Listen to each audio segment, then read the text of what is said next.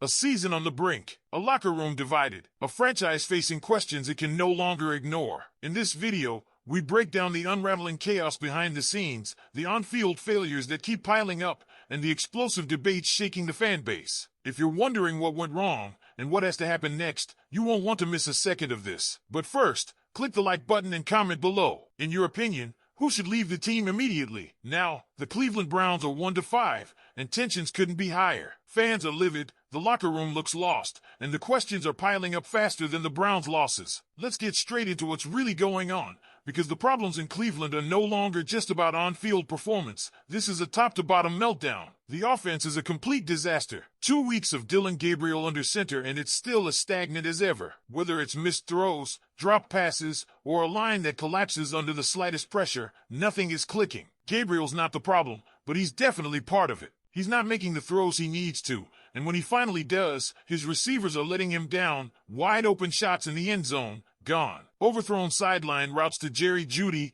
missed opportunities. It's rinse and repeat. This offense can't get out of its own way, and every piece of the machine is misfiring. Quarterback play, O-line protection, route running, it's all bad. And what makes it worse is that we're not just talking about rookies trying to find their way. The offensive line has gone from being one of the best in the league a few years ago to a broken, battered unit that gets bullied week in and week out. For starters, hitting free agency next year, and not a single offensive lineman was drafted or signed in the offseason. That's not just bad luck, that's poor roster management. And the coaching? Kevin Stefanski is on the hottest seat in Cleveland. Fans are fed up. Play calling is head-scratching, conservative, and disconnected from the rhythm of the game.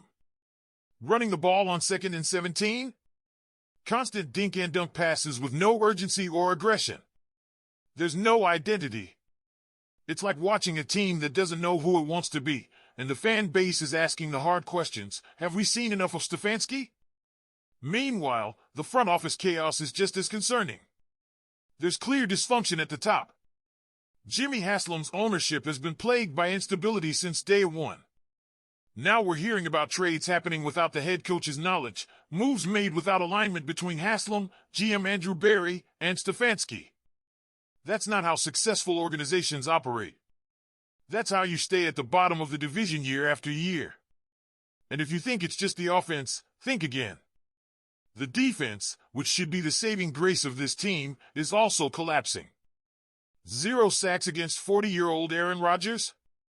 Not a single one. Myles Garrett was doubled, chipped, and neutralized, and the rest of the defense couldn't get home. This is a future Hall of Famer we're talking about in Garrett, and Cleveland is wasting him.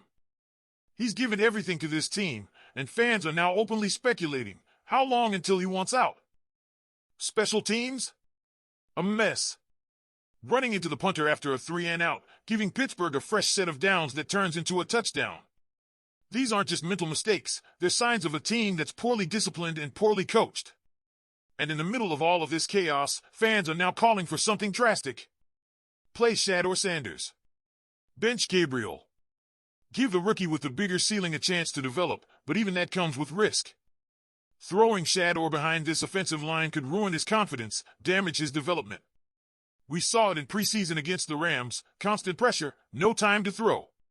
Is that what you want to put your rookie quarterback through? There's even talk about hiring Deion Sanders as head coach if Shedeur starts. And while that might sound like fantasy, it's not as wild as it seems. It would be box office, and fans are clearly craving not just change, but a complete cultural reset. Fire Stefanski. Start fresh. Draft offensive linemen. Bring in wide receivers. Rebuild the offense from the ground up. At this point, it's not just about finding the right quarterback, it's about fixing everything. Ownership, coaching, scouting, discipline, leadership, it all needs an overhaul. Browns fans are tired. They've stuck with this team through the worst of it, and once again, they're staring down another lost season. But here's the real question, is it time to bench Dillon Gabriel and start Shedeur Sanders right now, or would that just be throwing another rookie into the fire with no protection, no support, and no chance to grow? Let me know what you think. Should Cleveland make the switch now, or is it smarter to wait a little longer before handing over the keys to the future? Let's be real, there's no perfect answer here, but one thing is certain, the Cleveland Browns cannot keep pretending this offense is going to magically fix itself. Gabriel was brought in to manage games, not to carry a broken team on his back. He needs a stable O-line, consistent receivers, and a clear game plan, none of which exist in Cleveland right now. So, continuing to roll with him and expecting different results is just delaying the inevitable. Which brings us back to Shedeur Sanders. The pressure is mounting. Fans are growing louder with every missed opportunity, every 3-and-out, every game where Cleveland fails to even sniff 20 points. Sanders has the tools. He has the arm, the mobility, the swagger. But throwing him into this current situation might do more harm than good. It's not about whether he's more talented than Gabriel, it's about whether this franchise has built an environment where any quarterback can actually succeed. Because right now, there's no protection. The offensive line has been decimated, both by injuries and by front office neglect. Remember, Cam Robinson was a late trade, and he's already hurt. The Browns had all offseason to address this, and they did nothing. That's not just a misstep, that's malpractice. And now, the line is beat up, underperforming, and costing the team crucial drives week after week. And let's not forget about the receivers. Drops have become a theme this season. Even when Gabriel manages to deliver a decent pass, it's often wasted by poor execution from the receiving core. Timing is off. Separation is non-existent. And without a go-to target who can make something out of nothing, both Gabriel and Sanders are set up to fail. So, if you're Stefanski, assuming he's even the one making these decisions at this point, do you gamble on a rookie QB to save your job? Or do you try to steady the ship with the safer option in Gabriel, hoping your O-line heals and your offense finally gels? It's a lose-lose either way if the core problems aren't addressed. Now, let's zoom out. Why is this team in such disarray? We need to talk about Jimmy Haslam. Since taking over in 2012, the Browns have been a carousel of quarterbacks, head coaches, and failed front office regimes.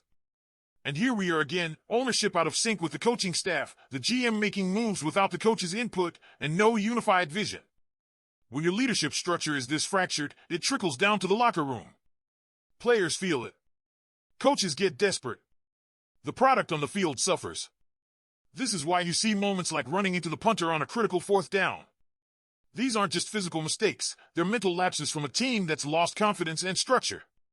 Penalties, miscommunication, missed assignments, all signs of a franchise lacking leadership and accountability.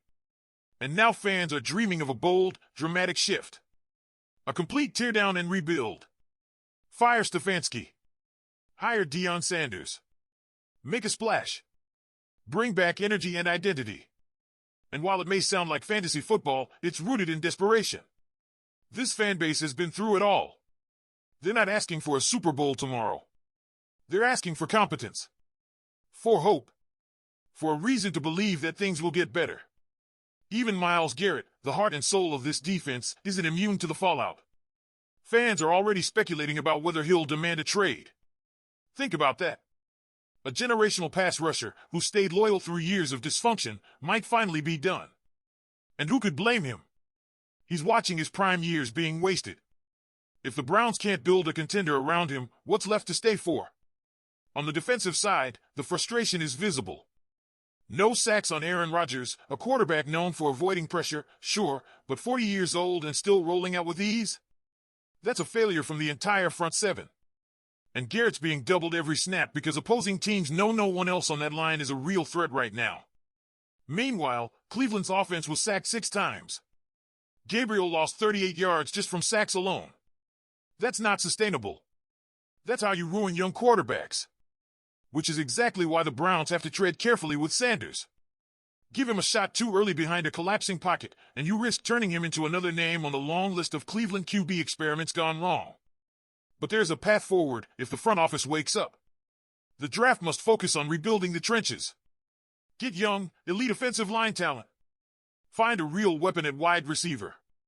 Commit to fixing the core instead of bandaging problems with one-year rentals and late trades.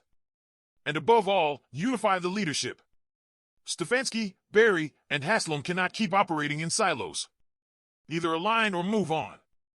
And speaking of Stefanski, if this offense doesn't light it up against Miami's defense next week, that might be it. No more excuses. No more we're still figuring things out. The Dolphins are vulnerable. If you can't put up 20 points against them, then this staff has lost the plot. And the fans will be justified in demanding change, from the quarterback, to the coach, to the front office. So Browns fans, the question now shifts. If Cleveland lays another egg against the Dolphins, do you clean house? Would that be enough for you to finally say, enough is enough? Do you believe this team still has something to salvage this season, or is it already time to start planning for 2026? Drop your take in the comments. Like this video and hit subscribe, because all the breaking Browns news, the honest, no BS updates, you're only going to get them here. And click the video on your screen right now. You're not going to want to miss what we've got coming up next. Go Browns!